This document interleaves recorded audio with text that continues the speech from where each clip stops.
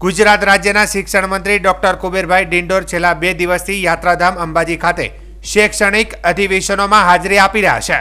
ત્યારે આજે તેમણે અંબાજીની શ્રી બીડી મહેતા આરાસુરી કન્યા વિદ્યાલયની ઓચિંતી મુલાકાત લીધી હતી, જ્યાં વિદ્યાર્થીઓ સાથે ભણતરને લઈને ચર્ચા ગોષ્ઠી કરી હતી। આ સાથે ટૂંક સમયમાં આવનાર ધોરણ 10 અને 12 બોર્ડની પરીક્ષા માટે પણ શુભેચ્છાઓ પાઠવી હતી। આ પ્રસંગે શાળાના આચાર્ય મયુરીબેન પટેલે તેમનું સ્વાગત કર્યું હતું। શિક્ષણ મંત્રી કુબેરભાઈ ડિંડોરે શાળાના શૈક્ષણિક સ્ટાફ સાથે પણ મુલાકાત કરી હતી। આ પ્રસંગે વિદ્યાર્થીઓ માટે ખાસ રીતે દેશના વડાપ્રધાન નરેન્દ્રભાઈ મોદી પરીક્ષા પે ચર્ચાના વિષય સાથે ઓનલાઈન માર્ગદર્શન કરે છે, તે માટે પણ વડાપ્રધાને 34 જેટલા મંત્રોવાળી બુક પણ બનાવી છે, તે શાળા સુધી પહોંચાડી હોવાનું પણ શિક્ષણ મંત્રીએ જણાવ્યું હતું।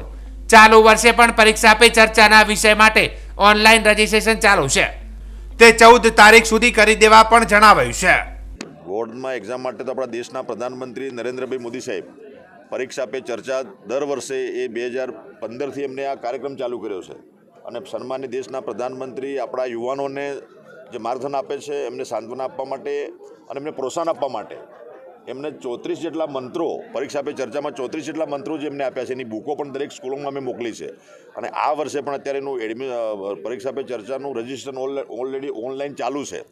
એટલે મારા જે શિક્ષક મિત્રો, વિદ્યાર્થી મિત્રો અને વાલી મિત્રો એનું રજિસ્ટ્રેશન અત્યારે ચાલુ છે, 14મી તારીખે બંધ થવાનું છે। એટલે આપના માધ્યમથી હું બધાને વિનંતી કરું છું કે પરીક્ષા પે ચર્ચામાં આપ જોડાઓ। મોદી સાહેબ આપણને એનો સંદેશો આપશે અને શુભેચ્છા પાઠવશે, એટલે કોઈ ચિંતા કરવાની જરૂર નથી।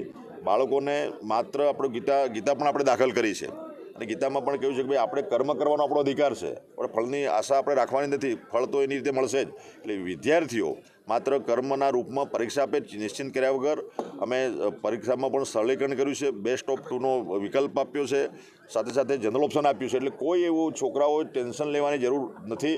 મારા 10મા અને 12માના જ વિદ્યાર્થીઓ જે એક્ઝામ આપવાના છે એમને નિશ્ચિંત થઈને પરીક્ષા આપે, બધા જ આગળ વધે એવી મારી શુભેચ્છા।